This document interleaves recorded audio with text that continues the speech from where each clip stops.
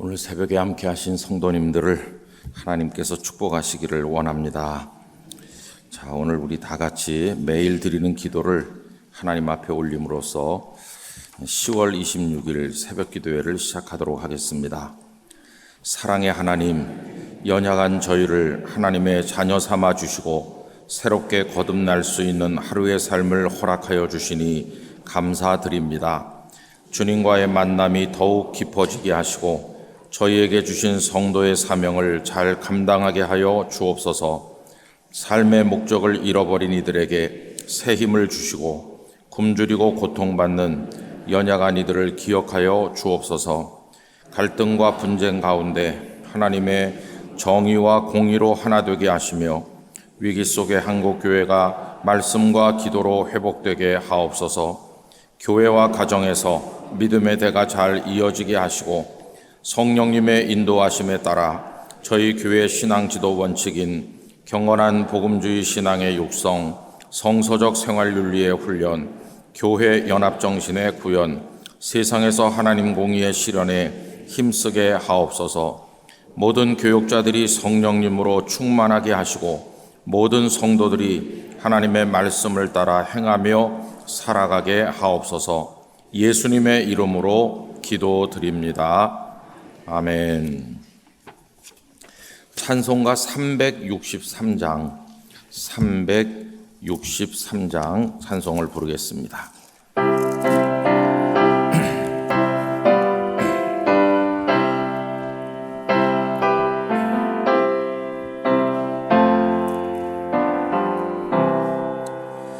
내가 깊은 곳에서 주를 불러 아뢰니 주여 나의 간구를 들어주심 바라고 보좌 앞에 나가서이 은혜 내려 주소서. 주가 죄를 살피면 누가 능히 서리요. 오직 주만 모든 죄 용서하여 주시니 주님 앞에 떨면서 용서하심 빕니다.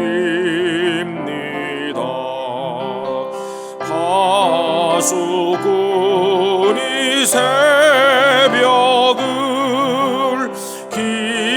기다리고 바라듯 나의 영혼 주님만 간절하게 바라네.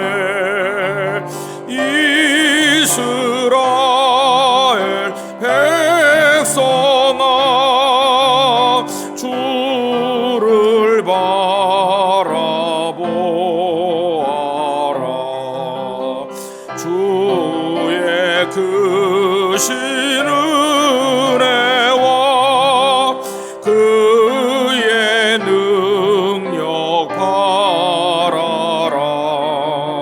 주의 여의 푸는 종에 우리 구원이 있으니 변함없는 주님만 믿고 기다릴지라.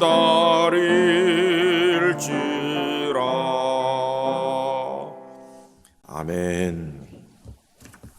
오늘 아침 오이코스 성경 읽기 본문은 요한복음 6장과 7장입니다. 그 중에서 이 새벽에는 6장 15절 말씀을 다 같이 읽도록 하시겠습니다. 그러므로 예수께서 그들이 와서 자기를 억지로 붙들어 임금으로 삼으려는 줄 아시고 다시 혼자 산으로 떠나 가시니라. 아멘. 여러분, 정치하시는 분들이 제일 좋아하는 성경 말씀 오늘 아침에 읽었습니다. 다른 게 아니라 임금 삼으려고 한다. 아니, 나는 안 하려고 그러는데, 나는 가만히 있으려고 그러는데 자꾸만 와서 국회의원 한 자리 하셔야죠. 안 한다니까 하셔야죠. 근데 그 사실은 다 하고 싶었던 거죠, 그죠? 정말 안 하고 싶었던데 하는 사람이 뭐 없다고 말할 수는 없겠지만 뭐 거의 없겠죠. 니체 같은 철학자의 이야기를 하면 우리 사람은 다 태어날 때부터 권력을 향한 의지, 권력을 가지고 싶은 욕구, 그거 다 가지고 있다고 합니다. 뭐 권력 의지라고까지는 말할 수 없지만은 동네 뒷골목에서도 힘쓰는 애들이 있는 거니까, 그래서 쪼무라기들을 자기 앞에 꼼짝 못하게 만들고 휘두르잖아요. 근데 그런 게 예수님을 믿는데도 나타나는 걸 봅니다. 저는 목회를 하면서 교회가 작든지 크든지 교회 안에서도 그런 분들이 있어요. 그래가지고 여전도의 남선교회 모여가지고 거기도 심각합니다. 여전도에 모이면은 거기도 입심이 센 사람이 있어요. 착하고 여린 사람은 그냥 말을 안 하고 가만히 있어요. 착하고 여린 사람의 최대 저항 방법은 안 오는 겁니다. 안 오는 거. 그 안 옴으로써 항의하는 건데, 모인 사람들이 막 이렇게 해가지고 찾아와요. 또 그거를 자체내로 해결이 안 돼가지고, 그래서 막 어떤 권사님 두세 분이 화가 나가지고 오셔서, 목사님 제발 좀 가만히 계시지 말고 좀 해결 좀 해주세요. 뭘 어떻게 해결해요? 저 암흑의 권사님 말이지 막 이렇게 하는데 왜 목사님 가만히 있냐고. 그럼 제가, 나는 여전도의 회원이 아닌데요, 이렇게. 아유, 그런 게 얼마나 여러분 힘든지 몰라요. 설교 준비하는 게 힘든 게 아니라 그런 게 힘듭니다. 그런 게. 우리 영락교인 제발 그러지 않으시기를. 근데 보면은 그게 사람이 나쁜 건 아니에요. 사람이 나쁜 게 아니고, 저 집사님은 뭐 어딜 가나 다 그래요. 구역에서도 그렇고, 뭐 어딜 가든지 이렇게 성격도 강하고 주장도 강하고, 당신 뜻이 관철돼야 밤에 잠이 오는 그런 분들이 있는 거예요. 근데 대부분의 사람들은 생각은 있지만 귀찮아하거나, 그건 뭐 그렇게 하라고 그러지 뭐, 이렇게 생각해요. 그래서 이제 가만히 있는 거죠. 사실은 그렇게 하는 거를 안 좋아하는 사람이 더 많은데, 더 많지만 그냥 가만히 있는 겁니다. 근데 이제 그분이 하나님 앞에서 내가 참 그렇구나 하는 걸 알아야 되는데, 바깥에 나가면 꼭 이렇게 말해요. 다 나보고 하라고 그런다고. 다 나는 안 하려고 그러는데, 다 나보고 뭐 하라고 그러고, 회장님 하라고 그러고. 그게. 근데 뭐 우리 다 그렇죠, 사실은. 여기 지금 정치인들이 좋아하시는 게 억지로 임금 삼으려는. 근데 이제 그 다음 반절은 다른 거죠. 예수님은 임금이 되시지 않으셨어요. 예수님은 그 사람들에 의해서 임금 되지 않으셨어요. 그리고 예수님은 임금이 아니신가? 여러분, 예수님은 왕 중의 왕이시잖아요. 예수님은 왕이 되셨어요. 그런데 이런 사람들에 의해서 왕이 되지는 않으셨어요. 그럼 어떤 사람들에 의해서 왕이 되셨냐 하면, 예수님의 마음을 아는 자들에 의해서 진심으로 우러나오는 높임과 경배를 받으시면서 왕이 되시는 분이세요. 그럼 여기 지금 예수님께 와서 막 이렇게 높이는 그 사람들은 어떤 사람들일까요? 그 바로 앞에 보면 오병이어 이적이 나오거든요. 그러니까 이 사람들이 예수님께 와가지고 열광하는 게 간단합니다. 예수님이 먹을 거 줬잖아요. 뭐 지금도 다 그렇죠. 뭐 먹을 거 준다 그러고, 뭐 돈 준다 그러고, 뭐 잘해주겠다 그러면 다 거기 넘어가잖아요. 그래서 참 부끄러운 얘기지만, 옛날에 우리 아버님께 많이 들은 얘기는 자유당 시절에 우리나라 자유민주주의가 제대로 정착 안 됐던 우리 옛날이죠. 몇십 년 전에는 고무신 선거 있었다고 그럽니다. 그때 고무신이 귀했는데 선거철 되면은 고무신 나눠주면 고무신 주는 후보한테 표를 찍어줬다. 고무신 선거가 있었는데 요새는 고무신은 안 주지만 그 비슷한 것들은 많이 있어요. 뭐 저를 뽑아주시면 뭐 지역구에 뭘 많이 하겠습니다. 근데 그게 다 비슷한 구조 아닙니까? 나를 이렇게 해주면 내가 이렇게 해주겠다. 이렇게. 여기 이 사람들은 예수님께서 먹을 거 주니까 열광하는 겁니다. 근데 만약에 예수님이 먹을 걸 안 주시면 어떻게 될까요? 이 요한복음 6장이 상당히 긴데 여러분 쭉 읽어보시면 이렇게 몰려와서 열광했던 그 사람들이 나중에는 다 떠나갑니다. 왜? 예수님이 먹을 걸 안 주시거든요. 이 사람들이 또 왔는데 예수님께서 말씀하시기를 너희들이 육의 떡을 먹었기 때문에 또 왔구나. 나는 너희들에게 육의 떡을 주려고 온 자가 아니다. 나는 영원한 생명의 떡을 주려고 왔다. 이렇게 말씀하면서 그들이 원하는 떡을 안 주시니까 이 사람들이 다 떠났어요. 그래서 6장 맨 마지막에 한번 여러분 가서 보실까요? 성경을 펴셔서 66절 말씀 6장 66절 제가 읽어보겠습니다.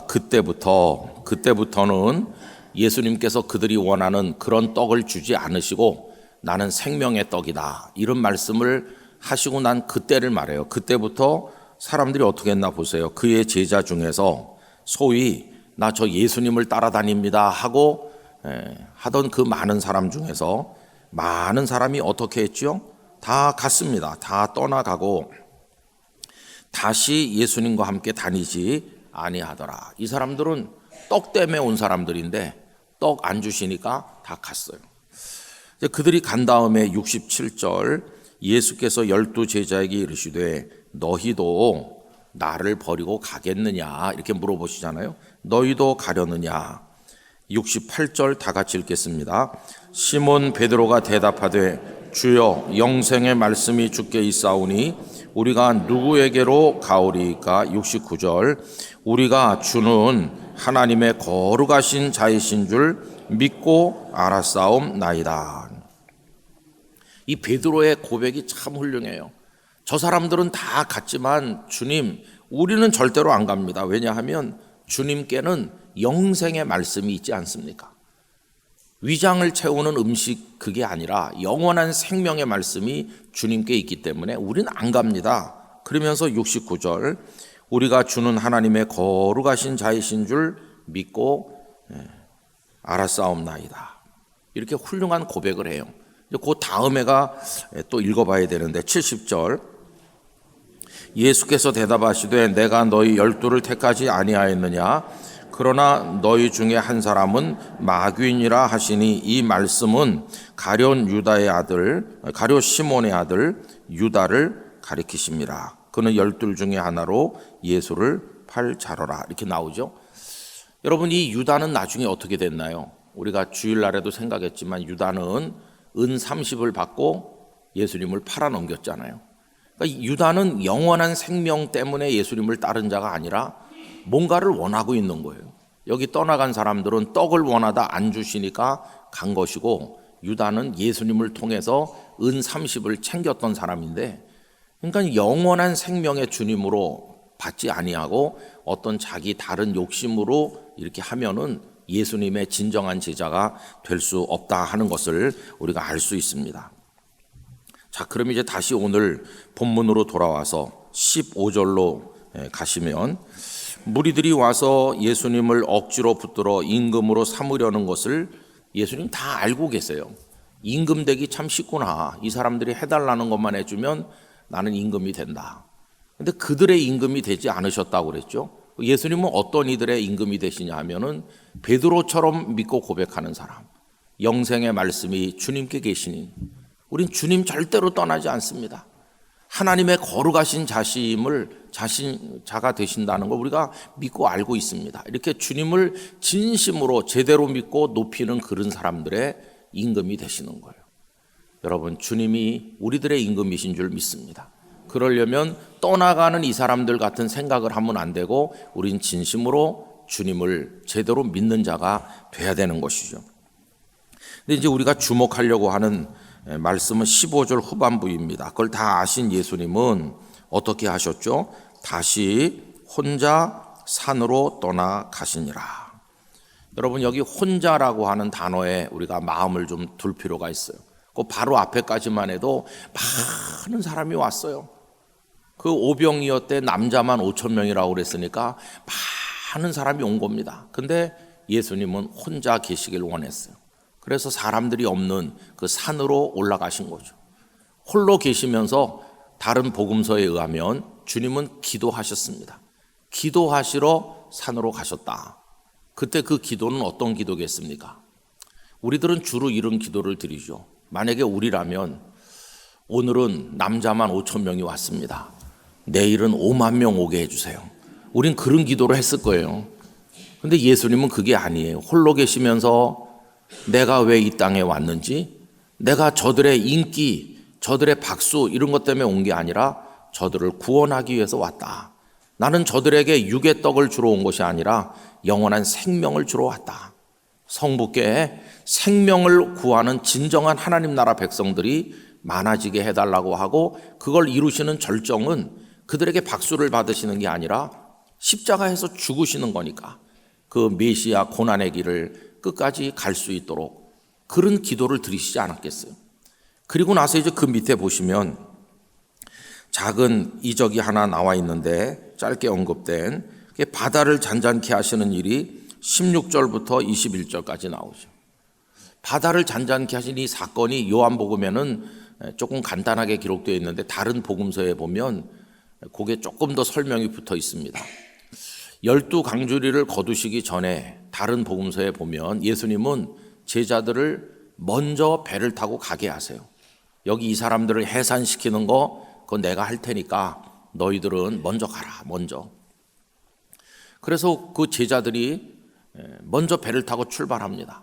가다가 풍랑을 만나서 아주 고생을 하고 있죠. 그런데 홀로 기도하신 주님께서 바다 위로 이렇게 오시는 거예요. 그리고 바다를 잔잔케 하셨어요. 그럼 예수님은 그 사람들을 다 해산시키고 제자들과 같이 배 타고 가셔도 되는데 왜 제자들을 먼저 보내셨을까? 여기 성경에 명시적으로 언급되어 있지는 않지만 제가 이 말씀 읽으면서 오래전에 깨달은 건 이겁니다. 예수님은 제자들을 가르치시길 원하신다. 뭘 가르치시나? 겸손과 주님 앞에 무릎 꿇는 법을 가르치길 원하신다. 이 오병이어의 사건 때 제자들이 굉장히 기고만장해 있는 거거든요. 그 많은 사람에게 먹을 걸 나눠주실 때 제자들에게 나눠주라고 주시니까 그 받아가지고 광주리에 들고 다니면서 사람들에게 이렇게 떡도 생선도 나눠줄 때 마치 자신들이 주는 것처럼 착각하는 거죠. 여러분, 그걸 주시는 분은 주님이신데 그런데 자기들이 주는 것 같은 착각에 빠지는 거예요. 여러분, 이건 많은 목회자들이 빠지는 함정입니다. 교회가 평안하고 교회가 이렇게 성장하고 그러면요, 그건 주님이 하시는 건데 많은 목회자들이 야, 내가 목회를 잘하는가 보다 이렇게 착각하는 거예요. 그렇게 되면 교만해지고 주님의 은혜였음을 까먹게 되겠죠. 그때 주님께서 그런 교만한 자를 연단하시는 방법이 뭐냐 하면 풍랑 속으로 몰아넣으시는 거예요. 너 가서 한번 되게 고생해봐라. 풍랑을 만나서 고통을 받다 보면 아, 내가 연약하구나. 교회가 이렇게 된 게 내가 한 게 아니구나. 그때 주님 앞에 무릎 꿇게 되는 거예요. 이 제자들도 풍랑 속에서 고통을 받다 보니까 자기들이 아무것도 아니라는 걸 알게 됐어요. 그때 주님이 오셔서 바다를 잔잔케 해주시는 거예요. 여러분, 우리가 하는 일이 뭔가 좀 잘 될 때 절대로 교만하면 안 됩니다. 다 주님이 되게 해주시는 거예요. 주님이 되게 해주시는 거고 우리는 심부름꾼이고 그냥 주님의 명령을 받드는 수종자에 불과한 것이지 우리가 하는 게 아니에요. 그래서 제자들이 바다에 먼저 가게 하신 것은 그런 뜻이 있으신 거다. 그래, 바다에 먼저 간 제자들이 고통받고 있을 때 주님은 기도하시는 거예요. 그러면서 하나님, 내가 부른 내 제자들이 아직 저렇게 미성숙합니다. 저렇게 자기들밖에 모르는 교만한 제자입니다. 내가 저런 자들을 주님의 복음을 맡겨서 세상으로 보내야 되는데 저들이 성숙하게 해주세요. 그들을 위한 기도를 하셨겠죠. 그리고는 당신이 메시아로 박수 받으러 오신 게 아니고 십자가 지러 오셨다는 사실을 다시 한번 마음속에 깊이 갈무리하시고 다시 메시아의 그 모습을 확인하시고 그리고는 그 제자들에게로 다가오시는 거예요. 주님은 평정심을 잃지 않으셨고 박수에 현혹되시는 그런 주님이 아니셨어요. 아무리 임금 삼으려고 와도 그들 속에 있는 걸 다 꿰뚫어 보시는 그런 분이셨어요. 오늘 우리는 어리석어서 우리가 임금인 줄로 착각하기도 하고 뭐 좀 되면 내가 한 줄 알기도 하고 그러는데 여러분 그런 심령의 부패를 막기 위해서 예수님께 배워야 됩니다. 예수님처럼 홀로 있는 시간과 자리를 여러분 가지시기를 바랍니다. 홀로 있으면서 하나님을 바라보는 거예요. 하나님. 뭐 시비가 전에 많이 있었지만 일제시대 때 최고의 설교가였다고 알려지고 있는 그 이용도 목사님은 대단했습니다. 한 3년 정도 사역을 하고 33살, 예수님처럼 33살에 세상 떠났습니다. 그분은 감리교 목사고 마치 인도의 썬다싱처럼 굉장한 신비가였기 때문에 사람들은 이단이라고 부르기도 했고 제가 신학교 다닐 때만 해도 이용도 목사는 이단이다 이렇게 한국 교회 역사책에 나와 있었어요. 그래서 저도 이용도는 이단이다 이렇게 생각했어요. 근데 나중에 이제 감리교에서 이용도 목사를 복권시켰어요. 이단이라고까지 말하는 건 잘못이다. 굉장한 신비적인 자리에 있어서 우리가 이해를 못한 게 많은 거다. 근데 뭐 다 알 수는 없지만은 하여튼 그분이 대단했어요. 겸손한 걸로 대단했고 희생하는 걸로 대단했고 그리고 정말 그 말씀이 살아있는 생명의 말씀인 걸로 대단했어요. 제 아버님이 100세까지 사시면서 평생 하나님 믿었는데 아버지가 이 90이 넘은 세월 동안 살면서 뭐 많은 목사님들, 길선주 목사님, 김익두 목사님, 뭐 대단한 목사님들을 평양에서 많이 만나시고 그렇게 지나셨는데 아버지가 생각할 때 최고의 설교자가 누구였습니까? 이렇게 제가 여쭤봤어요. 그랬더니 저희 아버님은 생각해보자 하시지도 않고 그 즉시 답이 나왔습니다. 내가 본 목사 중에 이용도 목사만한 사람은 없었다. 저 정말 놀랐습니다, 그날. 어느 정도 깊이 그걸 받았으면 수십 년이 지났는데 저희 아버님 마음속에 그런 대답이 있을까 정말 놀랐어요. 그래서 제가 아주 어렵게 이용도 평전이라고 10권으로 된 지금은 없습니다, 그 책이. 그거를 구했고 그걸 이제 읽으면서 야, 이분이 정말 예수님을 사랑했구나 하는 것을 알게 됐어요.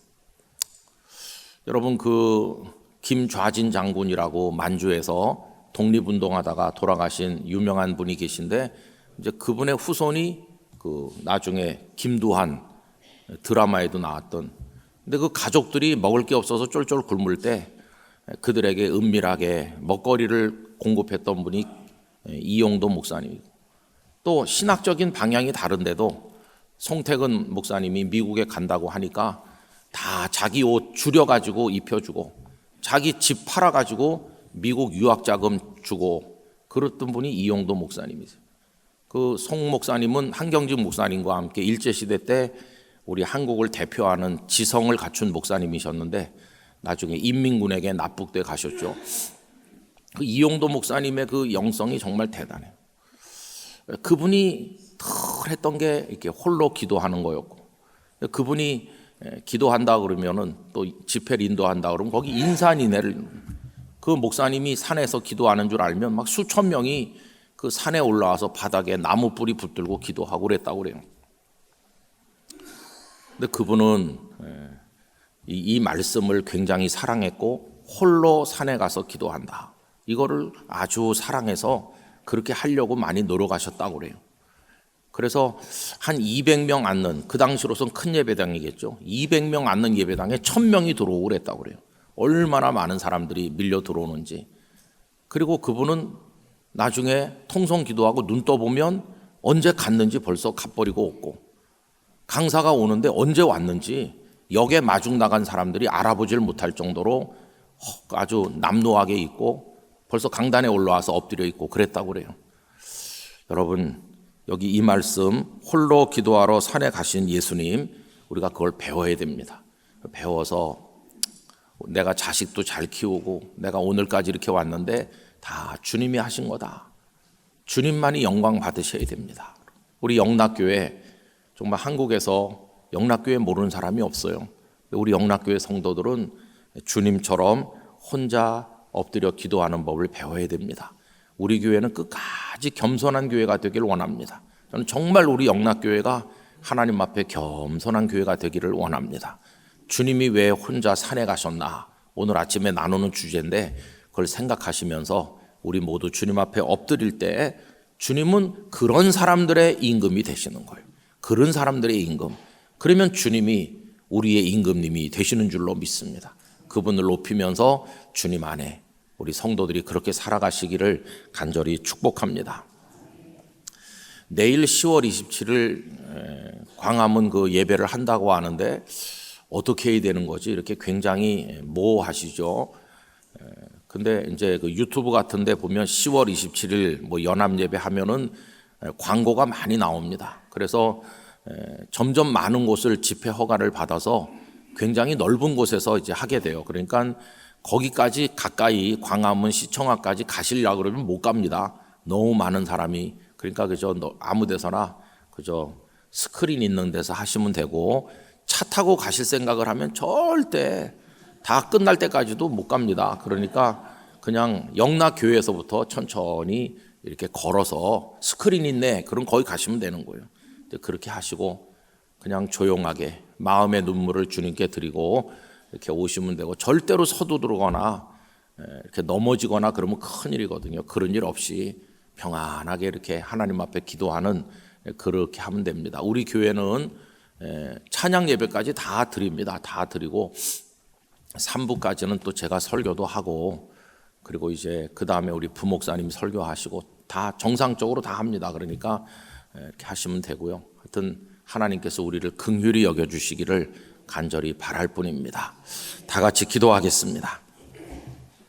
하나님 아버지, 엄청난 이적을 행하셨고 사람들은 예수님을 임금으로 추대하려고 했으나 예수님은 오히려 홀로 산에 가서 메시아됨을 확인하며 십자가를 향해 나가셔야 될 그 모든 걸 확인하시고 엎드리셨습니다. 그리고 제자들을 바다로 몰아내서 기고만장해진 제자들을 겸손하게 낮추셨습니다. 주님은 바로 그런 이들의 임금이 되신다는 것을 알게 하여 주시기를 원합니다. 주님처럼 저희도 홀로 엎드릴 줄 아는 사람 되기를 원합니다. 영락교회와 성도들이 진심으로 겸손하기를 원합니다. 그렇게 할 때 주의 은혜가 겸손한 자에게 임할 줄 믿습니다. 내일은 거룩한 주일, 종교개혁 기념주일입니다. 우리 안에 냄새나고 썩은 것 대신 그리스도의 향기가 가득하게 하여 주시고, 저희들이 길거리 예배를 드리지만 너무나도 마음이 아픈 우리의 현실입니다. 우리를 긍휼히 여겨 주시옵소서. 많은 사람이 모인 것이 갈멜산에 우상의 선지자가 850명이나 모이듯이 그런 시끄러운 모임이 되지 않게 하시고, 거기 한 사람 엘리야에 응답하신 하나님께서 우리에게 응답하시는 예배가 되게 하여 주옵소서. 우리 모두가 갈망을 가지고 하나님을 부를 때 불로써 엘리야의 제단에 응답하신 것처럼 한국교회 성도들의 눈물의 기도에 응답하여 주시옵소서. 오 주님, 내일 거룩한 주일을 위해 예배위원으로 섬길 분들이 준비합니다. 우리 갓난아이들의 예배로부터 모든 성도들의 부서별 예배에 하나님의 은총을 내려주시기를 원합니다. 오늘 아침 나온 성도, 눈물을 가득 안고 나온 분들이 있을 것입니다. 그 눈물을 닦아주시고 그 아픔과 상처를 하나님 싸매어 주시기를 원하오며, 우리의 마음이 욕망으로 채워져 있다면 다 버리게 하시고 주님을 닮게 하여 주옵소서. 우리 모두가 사랑하는 영락교회가 성경에 나와 있는 주님이 원하는 교회를 배워가게 하여 주시옵소서. 아버지 하나님, 오늘 아침에 성도들의 마음속 기도를 받아주시고 영상으로 이 기도에 함께하는 성도들에게도 주님의 손길을 얹어 주옵소서. 연로하신 어르신들, 몸이 연약하고 마음이 아픈 이들 다 돌아보시고 또 미래를 놓고 고민하는 젊은이들 하나님께서 붙들어 주시고 갈등 있는 가정마다 천국이 되게 하시며 무엇을 해야 될지 모르는 공허한 심령에 주님의 나라를 위한 사명이 분명해지도록 은혜를 주옵소서. 80주년 기념 사업을 이미 시작하여 여러 가지 일들이 이루어졌거나 이루어지거나 준비되고 있사오니 그 모든 일들이 열매가 될 때 조용하게 진행하나 하나님은 큰 영광을 받으실 줄 믿습니다. 이 땅에 수만여 교회가 있는데 아프고 무너지는 교회들을 일으켜 세워주시고 코로나를 빨리 극복하고 다 부흥되게 하여 주시옵시며 생명력이 넘치는 한국교회가 되게 하여 주옵소서. 이 민족 대한민국을 지키는 파수꾼이 되게 해 주옵소서.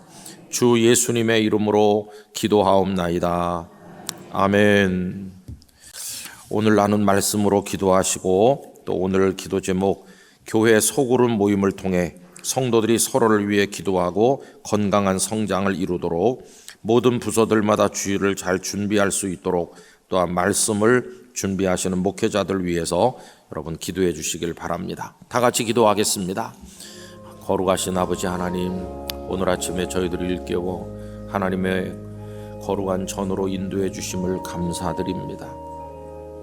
주님, 내일은 10월의 마지막 주일 종교개혁 주일입니다.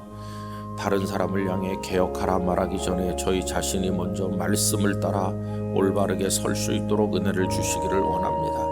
저희 안에 욕망, 교만, 부패된 모든 것들, 진실하지 못한 모든 태도들 다 사라지게 하여 주시고 우리보다 앞서 십자가를 향해 올라가신 예수님을 따라가도록 도와주시기를 원합니다. 주님께서 혼자 산으로 가신 그 이유를 배우게 하여 주시기를 원합니다. 아버지 하나님, 배부르게 하지 못할 육신의 떡을 구하던 무리들이 주님을 다 떠났습니다. 저희들은 주님께서 영원한 생명의 양식을 주신다는 것을 알게 하여 주시고 주님께만 머무르게 하여 주시기를 원합니다. 교만하지 말게 하시고 겸손하게 하시며 주님을 사모하고 바라보는 저희들이 되도록 은혜를 허락하여 주시옵소서. 이 새벽에 나와 하나님을 바라보는 모든 성도 한 분 한 분에게 하나님의 은총을 내려주시기로 나오며 내일 거룩한 주일 예배를 위해 준비하는 성도들에게 하나님의 은총을 주시고 아버지 하나님, 영유아 주부부터 교회학교 모든 부서의 장년들 예배 중에 하나님의 은총을 허락하여 주시옵소서. 위로부터 내려주시는 신령한 은혜가 저희를 살게 하여 주실 줄 믿습니다. 오 주님, 저희를 축복하여 주시옵소서. 아버지 하나님, 내일 한국교회 큰 집회가 있습니다.